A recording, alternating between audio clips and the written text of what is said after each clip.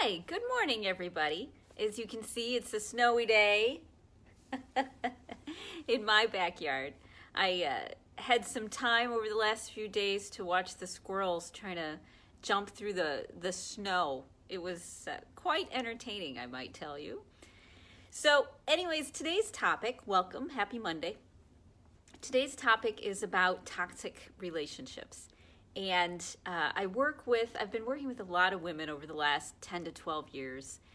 And many of them come because part of why they're sick, part of why they don't feel well, is because they're in relationships that are just soul sucking. So whether they're at work or whether they're at home, whether they're with a mother or a father, whether it's a coworker or a boss or a friend, most of us have relationships, hey Beth, especially if we're really caring people, if we're empaths or healers, or if we have the ability to stay very grounded and strong in the most chaotic situations.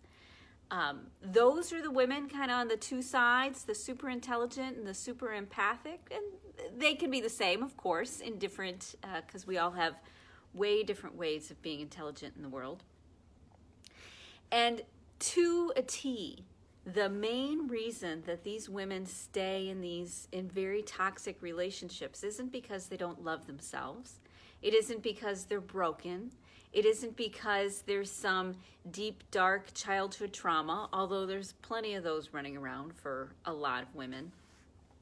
The main reason they stay is because they're exhausted. Hey, Terry, nice to see you. These women have been in toxic relationships since they were kids, because let's say it was their mother or father or brother or sister, or maybe they got older and they were able to tolerate that and navigate it and it wasn't too bad and they could cope, but then they ended up at a job and then they ended up marrying somebody and then their child ended up being that way. So how does this happen? You know, it happens for a lot of women when they start to get in their 40s, 50s, and 60s, is we no longer have the same resiliency that we used to have. Hi, Jody, nice to see you. We don't have the flexibility and resiliency to handle, the rocks that are thrown or the temper tantrums or the, all the things coming at us. Our bodies are starting to wear down when we get to that age. And suddenly all the skills that we used, working out or, running or food or whatever it may be, it's finally accumulated to the point where we are just too exhausted to make a change. Now, that doesn't mean that life can't change. I mean, in fact, for many women, when they find me, as I said, in their 40s and 50s and 60s, they're beaten down. They've got IBS, you've got fibro, you've got rheumatoid arthritis, because you are so exhausted. Hey, Ann, nice to see you. So worn down. And they come to me with stories of, I just must not love myself enough. Or maybe I'm not, maybe my root chakra is stuck. Can you open that up? And in reality, we stay in these situations because we are so tired to make a change. But when you do start to do things which are in your best interests, which help nourish you, when you start to make those small positive changes to get your needs met, your strength grows. You get your clarity back. You can think clearer. You don't react as often. You develop other coping skills. For me, a big turning point was when I decided I needed the company of women, because I did not have that support, because I was so tired that I hadn't gathered a community around me of women. And when I started to get those friends and those relationships, that helped feed me. That helped nourish me. And what happens when we get our needs met? We find the strength and we find the courage and the resiliency and the problem solving and all that jazz in order to stand up. Suddenly it's not something we need to be as terrified of, because we're not 4-year-old children anymore. We are adult women. And the biggest change is we haven't recognized that we're adult women and that we can feed our souls. We can feed ourselves, whether it's mentally, physically, or emotionally. And the more you have coming in, the more nourishment on all those levels you have that's coming into your life that you've brought around you. Hey, Kellyanne, nice to see you. The more tools you bring together, the stronger you get. And that's what happens when women work with me for a while. You know, after we've worked together a couple months, suddenly they're able to leave the job that was destroying them. They're able to find something that's a better fit. They're able to walk away physically or mentally or emotionally from their romantic relationship. They're able to set boundaries with their coworkers. You aren't broken. There's nothing wrong with you. What is that you are so tired and so worn out from coping for so long that you just don't have the energy to make the change. But trust me, when you start getting that nourishment again, when you start surrounding yourself with the things which make you, your body heal itself, which gives you the problem-solving ability to see your way through any difficult situation. When that happens, when the bully comes into your office, you're able to say, "Hi, have you met my have you met my pepper spray? I keep it on my desk, so don't mess with me." You're able to start making small changes. You're able to start to walk away from people who are trying to control you. Because when we're exhausted, we don't have the ability to stand up or to walk out. Instead, we're so tired and so beaten down that we just let the cycle continue. And then we wonder what's wrong with us when we're anxious and depressed. But in reality, there is nothing wrong with you. You are amazing. You are a miracle, and you can do this. You just need a little bit more. One of my favorite phrases from a mentor of mine was, "Give from the overflow." I've heard it another way lately too. It's give from the saucer, not from the cup. So when you have so much love coming in, you can't help but change how you think. You can't help but be vibrant and make an impact on people. Hey, Deb, nice to see you. When you have enough coming in on all those mentally, emotionally, physically, socially, when you have so many resources filling your soul, you have the ability, you have the wherewithal and the knowledge to do the things which create healthy relationships. Because healthy relationships don't just fall out of the sky. They really don't. Because most of us ended up growing up in some difficulty. Times have changed. We value different things now. We value happiness more than we ever have. So most of us weren't taught how to create great relationships, how to impact and influence the people that we love so that we all grow. And many of those things are counterintuitive. You know, we think we're supposed to give more and more and more, but what happens is we get so depleted, so tired, until we have nothing left to give. One of my favorite points to make is you have to care for yourself first. And when you've got enough coming in, then you're able to care about the other people around you. Then you're able to help them from a higher level, from a meta level, not from a level of doing the best that you can and losing your cool because you're so overwhelmed, or faking it because you're too tired to get out of bed or you just can't face it anymore. Suddenly, when you've got the support behind you of women, of men, of nutrition, of movement, of water, of love, of meditation, when you have all those things coming in, when you change and you become this great, brilliant light, the people around you change too. Because now you're not enabling their bad behavior. You're teaching them how to be good human beings. You're teaching them how to treat each other with respect and love so that they can have good relationships in their life, so that they don't have to struggle either. I've seen a lot of things about narcissists lately. That's kind of been a focus of mine.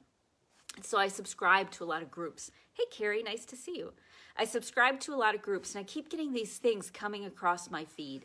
And it's all about how narcissists are evil people that, you know, they're completely worthless and not worth anybody's time, and you just need to cut them off and cut them out and walk away. That's all great when we sit there and we're able to say, you are the reason that I am XYZ, that I'm sick, that I have IBS. It's your fault. If you weren't a narcissist, if you weren't this or that or the other thing, hey, Nikki, then I would be happy. But in reality, what happens is you need to nourish yourself. Nourish yourself first. And when you nourish yourself, you start to be able to stand up to those bullies. You start to be able to say enough.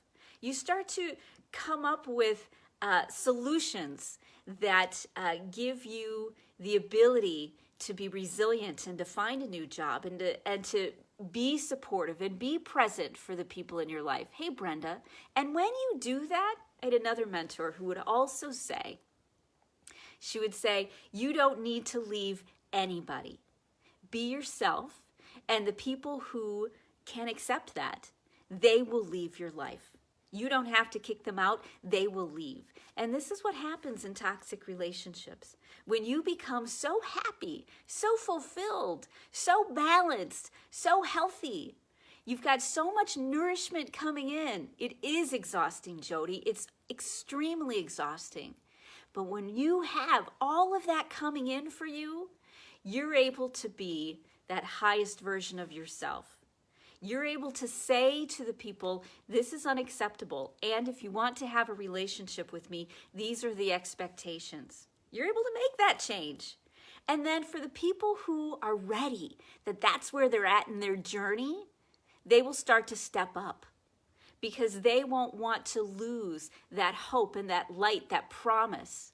We become narcissistic because we're in survival, because we are exhausted. And so in all of us is that survival mechanism. And we've seen it when we've become angry and we've lost our cool when we haven't wanted to, when it hasn't been on our turf, when we've let ourselves be victimized. You've seen it. But when we start to come into that strength, when we start to make smart choices, even if they're tiny, of healing our digestive system, of getting our heart figured out, of getting our thyroid sorted out, of figuring out the adrenal fatigue and the dizziness and the exhaustion. When you work on those pieces, now you have the ability to see past the behavior, because the behavior is that survival that they have. You see past it to the person within, and you give an invitation. And you say, I invite you to have a relationship with this version of me, the version of me that isn't broken, the version of me that has the ability to hold you to a higher version of you, to challenge you, and to be the hope and the light that you can turn this around. Because when you get exhausted enough, you become just like that narcissist. Hey, Peggy, nice to see you.